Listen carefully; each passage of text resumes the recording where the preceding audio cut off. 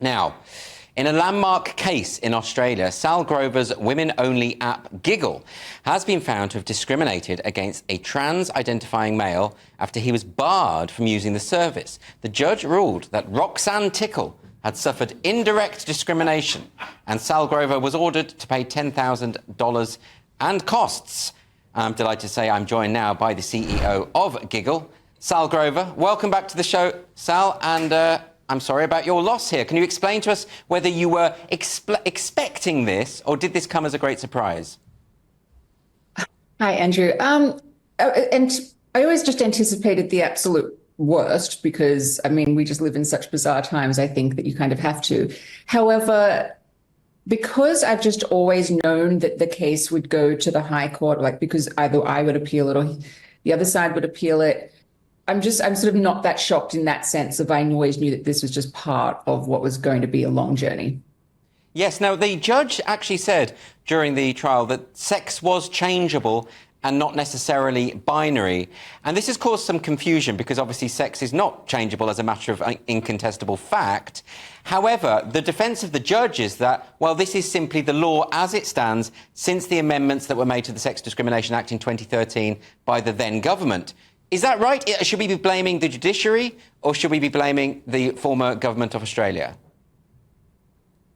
The former government of Australia. The legislation is muddled. I wouldn't actually say that it is clear that sex is changeable or that it was sort of a slam dunk for the other side at all. You can definitely interpret the Australian law that women's rights matter. It's just that hasn't happened. I mean, I think the intention of the Sex Discrimination Act was based on biological sex when it was written in 1984, because back then we weren't in this bizarre zeitgeist of men claiming to be women.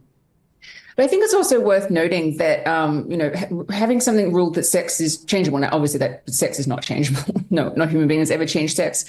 But the charge was gender identity discrimination. So I think another layer of this that highlights just sort of how confusing and that gender ideology is in general is that when you have a claim of gender identity discrimination, suddenly the answer to that is sex is changeable. And it's like, well, which is it, sex or gender identity? Because if anybody actually genuinely thinks that a man has turned into a woman, well, that would be sex discrimination, not gender identity discrimination. Okay. Yes, absolutely. So this was a character called Roxanne Tickle. I think we've got an image just so that people can understand. And now, I wouldn't suggest that, this is obviously a male who identifies as female. And of course, we're all free to identify however we want.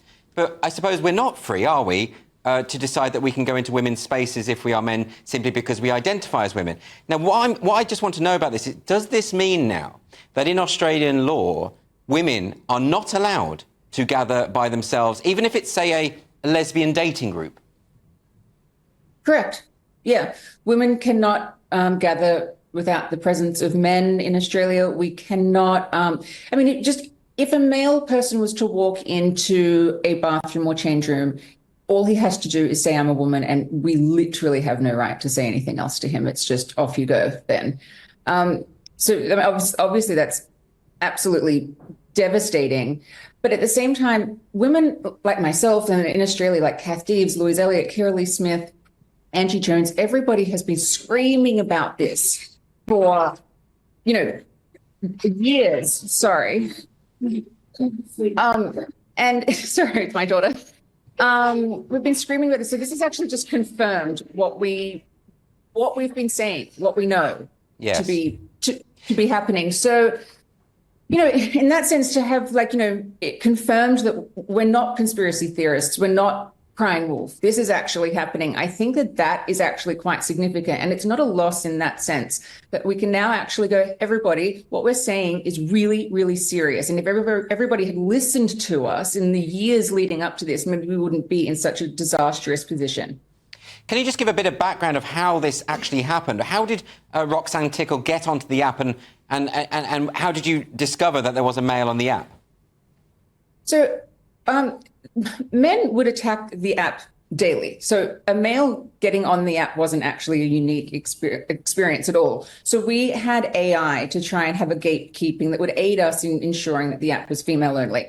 Now, it's technology. We had it set to 94% accuracy. Of course, technology is not perfect. Some men passed through it. Doesn't mean that they're women. It's just technology is flawed. And so at some point, I just would have, when I was just checking, I would have seen a male and removed him. I don't remember doing it because, as I said, it just wasn't an event. And I just removed him on the basis of being male, which is correct. He never spoke with anyone. He didn't connect with anyone. He wasn't active on the app. He literally was on the app. I lurked for a little bit and then was removed. So it's not like when I removed him, I've removed him from sort of a network of women he was interacting with. The Sex Discrimination Commissioner, actually, who had intervened in the case as amicus curiae to interpret the law. And that's sort of why we're in this situation. And the Sex Discrimination Commissioner in Australia is on the side of gender identity, which makes it all even crazier.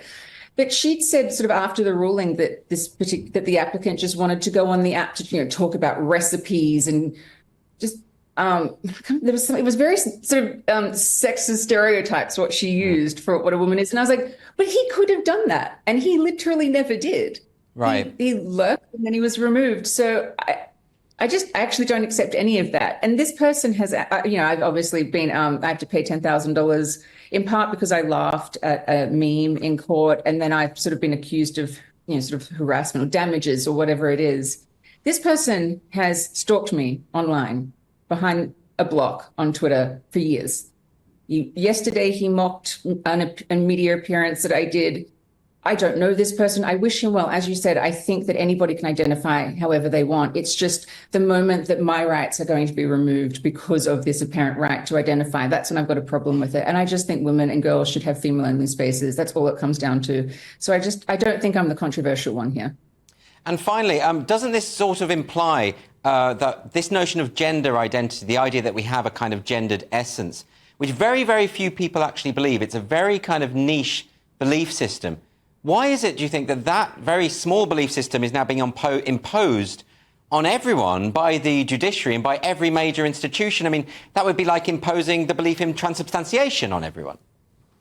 Completely. I think that it's being imposed like this because gender ideology doesn't work unless it's imposed, because it's such a ridiculous claim that men can be women.